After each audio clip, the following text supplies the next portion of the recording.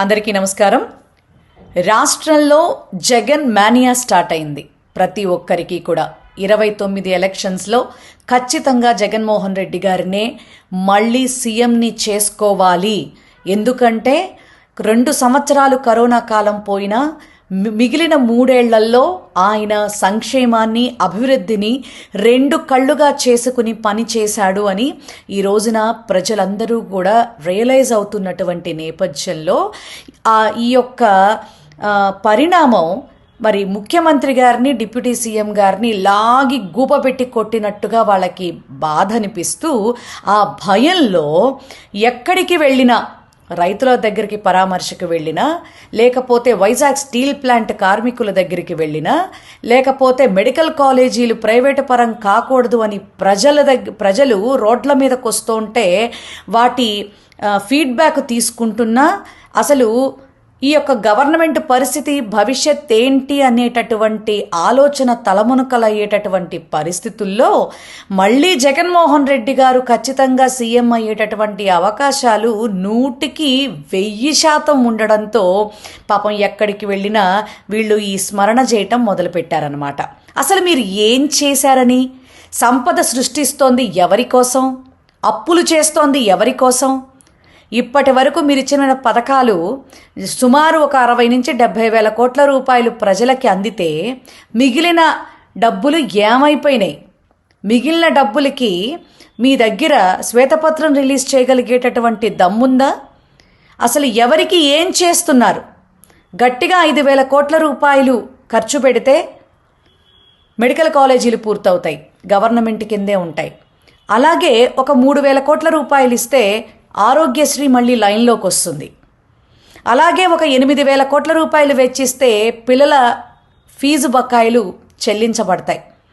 ఇలా ఎలా చూసుకున్నా మరి మీరు ఏం చేస్తున్నారు అనేది మీకన్నా అర్థమవుతోందా? ప్రజలకైతే చాలా బాగా అర్థమవుతోంది. ఎందుకంటే మీరు చేస్తున్న అప్పులు ఇప్పటి వరకు కూడా ఎక్కడ ఏం చేశారు అనేది ప్రతి ఒక్కళ్ళకి ప్రశ్నార్థకంగా మారి ప్రతి ఒక్కళ్ళు కూడా జగన్ గారి వైపు చూడటం మొదలుపెట్టారు. మీకు ఈసారి అవకాశం దక్కుతుందని మీరు భావిస్తున్నారా? పగటి కలలు కనకుండా, పగటి కలల సౌధాల మీద నిద్రపోకుండా కనీసం ఉన్న టైంలోనైనా మీరేమన్నా చేయగలుగుతారేమో ఆలోచించుకోవాలని చెప్పని ముఖ్యమంత్రి గారిని, డిప్యూటీ సీఎం గారిని కోరుతా ఉన్నా. కొంచెం కూడా సిగ్గుండాలి సార్. ఇంతవరకు 18 నెలల కాలంలో ప్రజలకు ఉపయోగపడేటటువంటి విషయాన్ని ఒక్కటి కూడా మనం ప్రజలకి ఏమీ చెయ్యకపోగా సంపద సృష్టిస్తాం, మళ్ళా అవకాశం ఇవ్వండి, 15 ఏళ్ళు మాకు అవకాశం ఇవ్వండి, ఇంకా వైఎస్ఆర్సీపీఐ ఏదో చేసేసింది అని నిజంగా మీకు దమ్ము ధైర్యం ఉంటే మేము డేటాతో మీ ముందు కూర్చుంటాం. ఎవరు మాతో వచ్చినా పర్వాలా మీతో డిబేట్ చేయటానికి. 19 to 24 కరోనా టైం 2 years తీసేసినప్పటికీ వితిన్ 3 yearsలో జగన్మోహన్ రెడ్డి గారి హయాంలో ఎంతెంత పనులు ఎక్కడెక్కడ ఏ విధంగా ఎంత గొప్పగా జరిగినాయి, పథకాలు ఎంత గొప్పగా అమలు కాబడ్డాయి అనేది మేము చర్చించడానికి సిద్ధంగా ఉన్నాం. మీకు దమ్ముందా?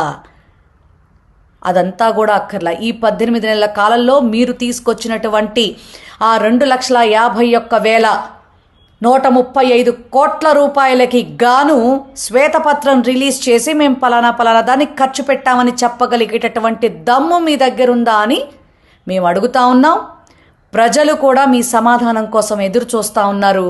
పగటి కలలు కనకుండా ఇప్పటి వరకు కూడా రాష్ట్రాన్ని ముంచింది చాలు కానీ సార్, జాగ్రత్తగా ఇప్పటి నుంచైనా రాష్ట్ర రెవెన్యూని కూడా కౌంట్ చేసుకుంటూ ప్రజలకి ఏమన్నా మంచి చేయగలుగుతారేమో కాస్త కొంచెం ఆలోచించేటటువంటి పని చేయండి. జగన్మోహన్ రెడ్డి గారి టైంలో కాదు సార్ శ్రీలంక, ఇప్పుడు మరొక శ్రీలంక, మరొక సూడాన్గా మీ ఆధ్వర్యంలో ఆంధ్ర రాష్ట్రం మునిగిపోబోతోంది అనేది ప్రజలు అనుకుంటున్నటువంటి మాట.